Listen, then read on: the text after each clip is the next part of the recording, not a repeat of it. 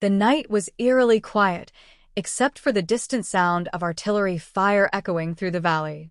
Captain Rohan sat inside the dimly lit bunker, the flickering candle casting long shadows on the cold, cracked walls.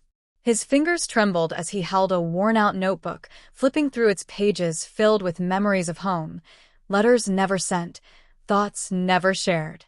Outside, the wind howled like a restless spirit. The war had stretched for 3 long years, leaving behind a trail of destruction and shattered dreams. Rohan, once a hopeful young soldier, had seen his comrades fall one by one. The weight of war had settled heavily on his soul, and yet, duty kept him going. A soft knock on the wooden bunker door startled him. He looked up to see Sergeant Kabir, his closest friend in the regiment. Kabir stepped in, his uniform covered in dust, fatigue evident in his eyes. "Orders just came in," Kabir said, his voice low. "We advance at dawn." Rohan nodded, closing the notebook. He had expected this. Their battalion was stationed near the border, facing an enemy just as determined, just as desperate. Tomorrow's battle would be decisive. Kabir hesitated before speaking again.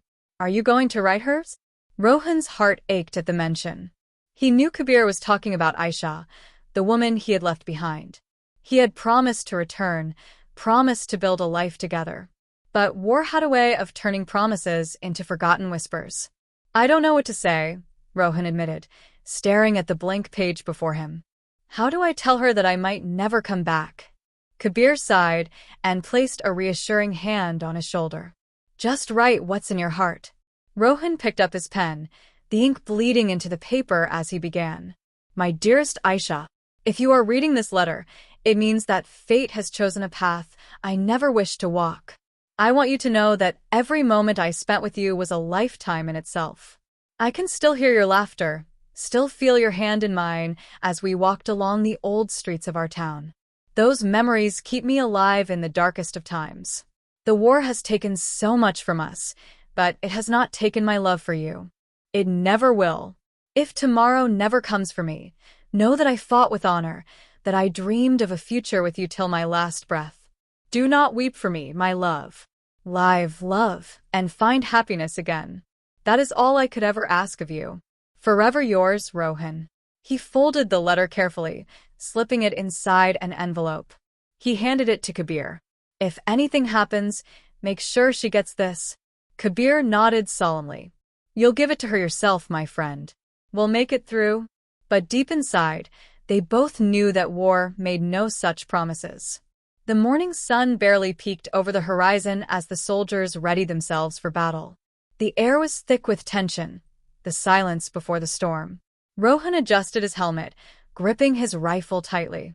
Kabir stood beside him, determination in his eyes. Then the order came. "Advance." The ground shook as explosions erupted around them. Gunfire rattled through the air. Rohan ran forward, his heart pounding, his mind focused on the mission. The enemy was relentless, their bullets tearing through the ranks.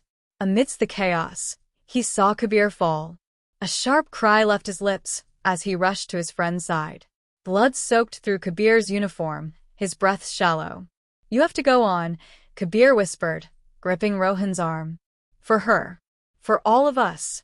Rohan clenched his jaw, fighting back the tears. He squeezed Kabir's hand before standing up, rage and grief fueling his steps as he charged forward. The battle raged on for hours.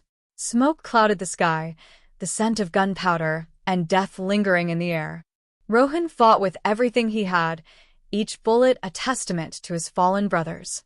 And then, just as victory seemed within grasp, a sharp pain pierced his chest.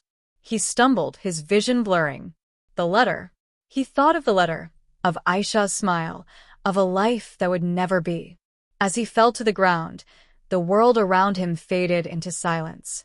Months later, Ayesha sat on the porch of her home, the letter clutched in her trembling hands. The ink had smudged where her tears had fallen. She read Rohan's words over and over, each syllable a wound to her soul. He was gone. The war had stolen him from her. And yet, in his words, he had left behind a part of himself, a love that even death could not erase. As the sun set over the quiet town, she closed her eyes and whispered, "Forever yours, Rohan." The wind carried her words into the distance, where perhaps, just perhaps, he was listening.